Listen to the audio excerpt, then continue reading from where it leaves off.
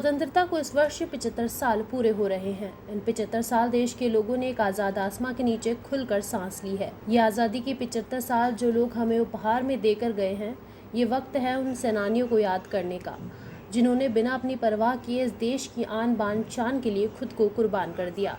हम जानेंगे ऐसे स्वतंत्रता सेनानियों के बारे में जिन्होंने अपने देश और लोगों के लिए खून बहाकर अंग्रेजों का सामना किया। ऐसी ही एक कहानी एक महान क्रांतिकारी और स्वतंत्रता सेनानी उधम सिंह की है, जिनके दिल में सिर्फ और सिर्फ देश प्रेम की भावना और अंग्रेजों के प्रति अगम्य क्रोध भरा हुआ था, जिन्होंने प्रतिशोध की भावना के फलस्वरूप जनरल डायर को उनके देश में जाकर मार गिराया। जब जलियांवाले बाग में निर्दोष लोगों को अंग्रेजों ने मौत के घाट उतार दिया था, इस निंदनीय घटना ने उधम सिंह को झकझोर कर रख दिया। उधम सिंह ने उसी समय ठान लिया कि यह सब कुछ जिसके इशारे पर हुआ है, उसको उसके किए की सजा जरूर देकर रहेंगे। जिसके बाद 1934 में उधम सिंह लंदन पहुंच गए और वहां पर उन्होंने अपने कार्य को अंजाम देने के लिए सही समय का इंतजार किया। भारत के इस वीर पुरुष ने जलियांवाले बाग के 21 साल बाद 13 मार्च 1940 को रॉयल सेंट्रल एशियन सोसाइटी की लंदन के कॉन्स्टेंट हॉल की बैठक में जनरल डायर पर गोली चला दी, जिससे जनरल डायर की घटनास्थल पर ही मौत हो गई। जिसके बाद उन्होंने गिरफ्तारी के डर से भागने का जरा सा भी प्रयास नहीं किया